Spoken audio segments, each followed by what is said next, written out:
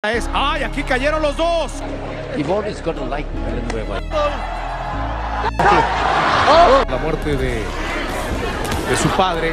¡Qué buen intercambio del Peñita! ¡Buenos golpes! ¡Se van a... Factor externo.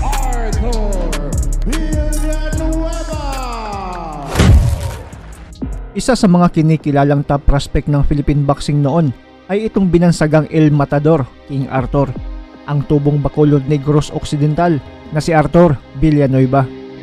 Pero bago pinasok ang larangan ng palakasan, ay maagang namulat sa kahirapan itong ating bida. Maagang nawala ang kanyang ama at para makatulong sa kanyang ina ay naging tricycle driver si Villanueva, pero nakapagtapos ng high school at nakapag-college din. Isa din siyang chess player sa kanyang elementary at high school at nagkaroon pa ng 4 na medalya. Sa edad na 16 ay pinasok ang boxing at taong 2008 ay pinasok naman niya ang pagiging professional boxer sa edad na 19.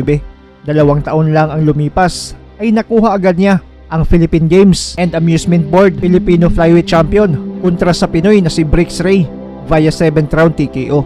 Let's see, no more defense. There's no more defense. Verify is an Mex's decision. Ayaw pumayag.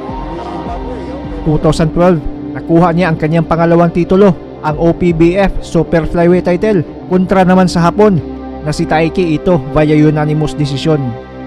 2013 nakuha naman niya ang WBO Asia Pacific Super Flyweight title kontra Arturo Badillo via 4th round TKO.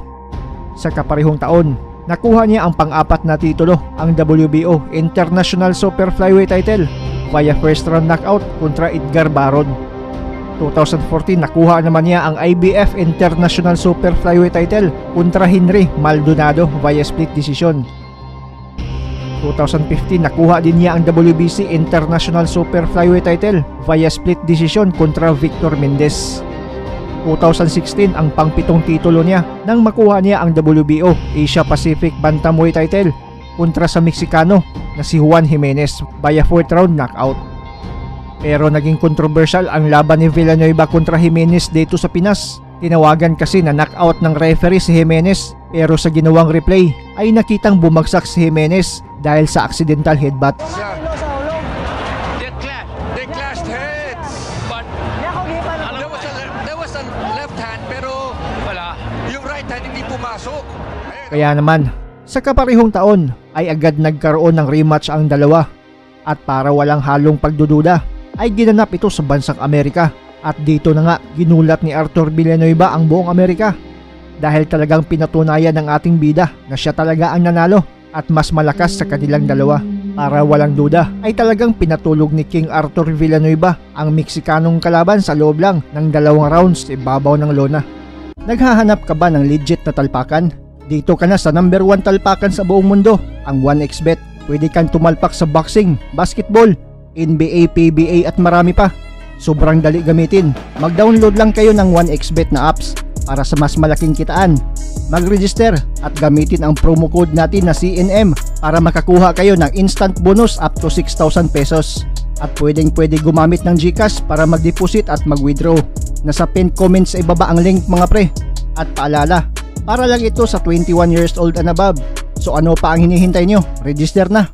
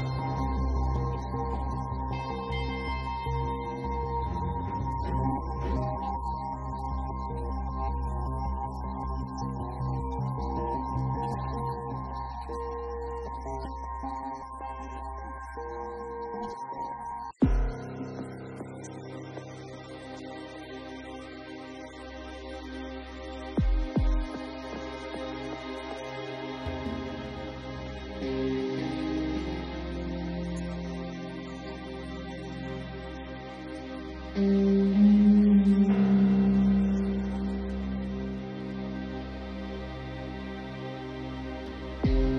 Penito Juan Jimenez. The King, Arthur Villanueva. Hoping to get back into title contention. Arroyo para sa IBF Superfly beyond that setback. Background, our good friend. Villanueva. Oh, good right hand by Villanueva. Away. That's start to manami ni Kanyamani Guban for Jimenez. Oh, good right hand by Jimenez. Final 10 seconds.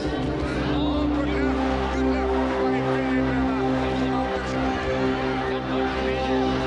Yeah. Team boxing show. Great. University of St. Lasal contra Gilas contra kay Raul Rainito Pasensya. And right now is tied even. One exchange. Villanueva. Oh, nice shot. Oh, into the right hand. He got nailed. And Jimenez. Look at right hand. Deciding to pick up six. Mexico. Giving him time to recover. Grabe.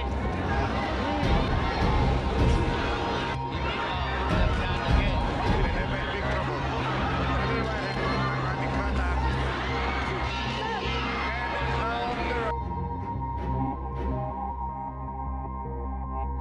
Jimenez is all business. Oh, working up. Look at his eyes. They look. Oh, big right hand. Big right hand. Oh, boy, what a right hand. Beautiful. We have a war. We have another war. And both men. Jimenez flinging it to Villanueva in a good right hand. Good right stuff. Ito sa fight fans ng Bacolod. Knockdown each. He has to put that hit. Oh, naman choppy right hand. Choppy right hand. Ay, nakatayo na dito. That right hand of Jimenez. Once he managed Right, near the cover. Pwede jab. Jab still hinahanap. Oh, good right hand by Villanueva. on his hand Hurt right. him. Another right hand. Oh, good look. What a shot by Villanueva. Went down. What a fight. This is Oh, nice. Carter. Oh, right straight. Tulog. Tulog. Tulog. Ang sequence na yun because there appears to be a headbutt from the right straight. And anticlimactic ending. Ay, oh, there was they clashed heads. But There was a left hand pero wala. yung right hand hindi pumasok. Pumasok si Villanueva. Nagkakuluhan talaga.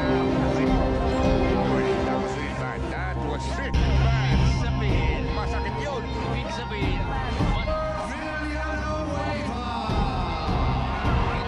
Calling it a knockout in the crowd. Ako nga pala si Kenneth Dober, Philippine Youth Champion sa lumalaban sa Bantamweight Division.